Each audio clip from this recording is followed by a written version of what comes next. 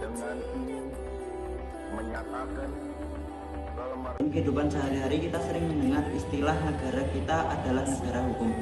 Hal ini pasti menciptakan persepsi masing-masing mengenai relasi antara negara dengan hukum. Nah, ini pengertian tentang negara hukum.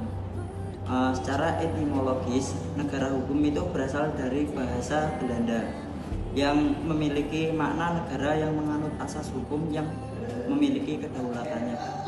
Konsep negara hukum sendiri di Indonesia telah ditetapkan sejak Indonesia memproklamasikan dirinya dalam penjelasan umum Undang-Undang Dasar 1945 Butir 1 tentang sistem pemerintahan. Dinyatakan bahwa Indonesia adalah negara yang beradar atas hukum dan bukan berdasar atas kekuasaan belaka.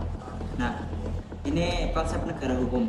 Pada dasarnya, negara hukum memiliki konsep yang berarti negara dalam menjalankan fungsinya harus berdasarkan asas hukum. Maka setiap anggota atau termasuk dalam warga negara harus taat dan mengakui supremasi hukum itu sendiri. Namun, konsep dari negara hukum tidak hanya terbatas pada hal tersebut.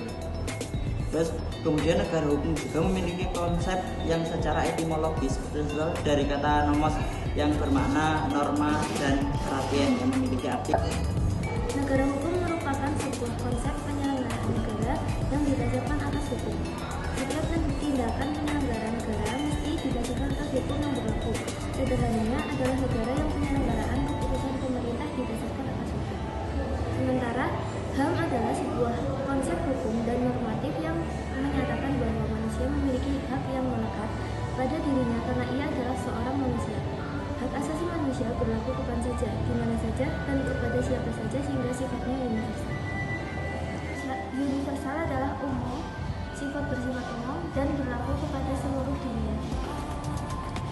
Konsep negara hukum pada intinya menempatkan ide perlindungan HAM sebagai salah satu elemen terpenting. Dengan mempertimbangkan urgensi perlindungan HAM, maka konstitusi wajib memuat peraturan HAM agar hak keluarga. Penegakan HAM bertujuan agar semua orang bersuara dan berhak mendapatkan martabat dari masyarakat, baik itu pemerintah maupun lingkungan sekitar. Ketika mereka tidak mendapatkan, mereka memiliki hak untuk menggugat. Hak yang melekat pada diri manusia yang bersifat kodrati dan fundamental sebagai suatu anugerah Allah yang harus dihormati, dijaga, dan dilindungi oleh setiap individu, masyarakat, atau negara. Negara hukum yaitu negara yang memiliki kekuatan mengikat yang harus dipatuhi oleh seluruh warga negara dan pemerintah.